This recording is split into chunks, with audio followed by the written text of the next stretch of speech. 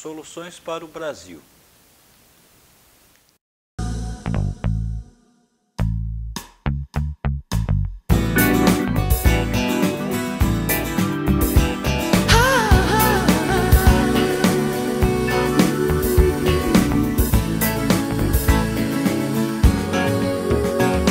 Vencermos juntos!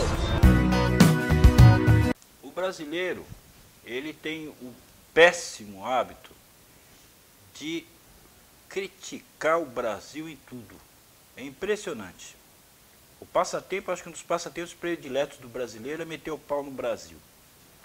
As pessoas muitas vezes não têm solução nem para a vida delas, mas criticam o país de forma assim ostensiva.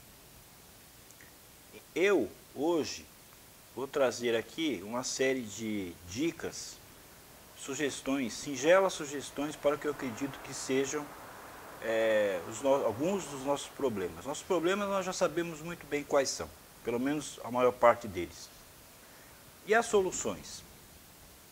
Eu começo falando sobre uma frase que uma vez o Caetano Veloso disse, que eu achei extremamente inteligente, extremamente interessante. Perguntaram a ele: Caetano, o Brasil tem jeito? E ele, Caetano, respondeu: sim, o Brasil tem jeito porque eu quero que tenha jeito. Olha que coisa forte. E eu acredito nisso. A partir do momento que nós quisermos, as coisas realmente têm tudo para caminhar. Então, eu começo falando sobre o Poder Executivo. Não é novidade para ninguém. Neste ano de 2018, teremos eleições para o Poder Executivo, tanto no âmbito federal, presidente da República, quanto no âmbito estadual, para os governadores dos estados.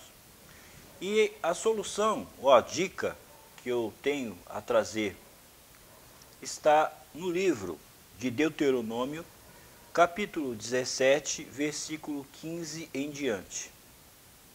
Porá certamente isso, Deus falando ao povo de Israel: porá certamente sobre ti como rei aquele que escolher o Senhor teu Deus, dentre teus irmãos, porás rei sobre ti. Não poderás pôr homem estranho sobre ti, que não seja de teus irmãos. Porém, não multiplicará para si cavalos, nem fará voltar o povo ao Egito para multiplicar cavalos, pois o Senhor vos tem dito: nunca mais voltareis por este caminho. E aí tem toda a sequência. Qual é a situação? O povo nem tinha chegado à famosa terra prometida. Eles estavam lá no deserto. Tinham saído do Egito e estavam caminhando em direção à terra que Deus lhes havia prometido. Muito bem. Eles não tinham rei. A organização do povo de Israel ainda estava se fazendo. Mas Deus já sabia que em breve eles iriam querer um rei, como os povos que eles teriam ao seu redor. Então, como Deus já sabia que eles iam querer o rei, Deus deu algumas dicas. Vocês vão querer o rei? O povo vai querer o rei? Então, procure ter um rei com essas características. Então, duas características que Deus coloca para que o povo prestasse atenção é, primeiro, que este homem fosse um irmão, que fosse um deles. E aí, essa dica eu posso dizer que serve muito para nós hoje no Brasil. Nós não podemos colocar, não devemos colocar no poder alguém que não seja nosso irmão. E quando eu falo nosso irmão, eu não estou falando de religião, não estou falando de raça, nada disso. Eu estou falando de alguém que não esteja comprometido com as coisas do país. Alguém que não esteja comprometido com o Brasil. Alguém que não esteja comprometido de fato, verdadeiramente, com os nossos objetivos. Porque se nós colocarmos uma pessoa que não tenha nada a ver, que o objetivo dele não seja o bem do povo, nós vamos ter problema.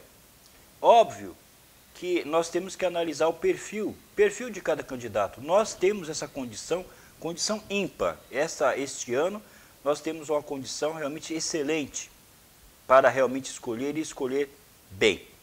Então, isso é o fundamental, que a pessoa, eu não estou dizendo aqui, nem vou dizer, não faz parte da minha intenção, dizer vote no fulano, vote no beltrano, na cicrana, não é isso que interessa. O que importa é que você analise o perfil de cada candidato, para que você tenha em mente isto. Se você não votar, não eleger, seja para governador ou para presidente, uma pessoa que tenha a ver com os anseios da população, os anseios do nosso país, nós vamos ter problema. No Brasil é comum, né? As pessoas quererem transformar o Brasil em Estados Unidos, quererem transformar o Brasil em Alemanha, em Cuba, em China. Eu acho isso aí um erro muito grande. Lógico, não é errado, nós queremos copiar aquilo que está dando certo em outros lugares, não é o problema. Mas nós não podemos perder de vista o fato que Brasil não é Alemanha, Brasil não é França. Nós somos diferentes. Nosso país tem desafios diferentes. E eu entendo que está na hora de nós, brasileiros, começarmos a procurar soluções próprias para os nossos problemas. Então, essa conversinha que eu ouço sempre, porque lá na China está dando certo tal coisa, porque lá nos Estados Unidos está dando certo tal coisa, eu acho muito bom nós observarmos e sim, porque não copiarmos coisas positivas. Mas eu acho perigoso quando tentam fazer com que nós percamos nossa identidade. Porque nós não temos somente coisas negativas ou coisas ruins do Brasil. Pelo contrário, nós temos, inclusive, que aprender a enxergar. Uma coisa que me deixa muito nervoso às vezes, e isso se deve, claro, à ignorância, né, das pessoas, é que eu ouço gente falar, todos os candidatos, todos os políticos são iguais. Mas jamais. Isso só pode dizer uma pessoa que seja ou muito calhorda ou muito imbecil. Porque claro que nós temos, sim, pessoas dignas, pessoas honestas, pessoas sérias na política. Isso não há dúvida. Só que para você encontrar essas pessoas, que não são muitas, eu até concordo nesse ponto, isso dá trabalho.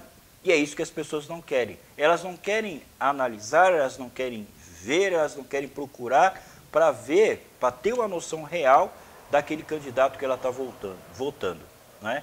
Então, é mais fácil não votar, anular o voto, não, todos os políticos são iguais, e aí depois o imbecil reclama que a situação está assim ou está assim. É lógico, a escolha é nossa. Se nós escolhermos bem, os administradores que nós escolhermos vão fazer um bom papel, e caso contrário, quando a gente se abstém, quando a gente foge, ou se acovarda, né, ou vem com essa conversa, não, eu não tenho candidato, nós vamos escolher de qualquer maneira o resultado disso.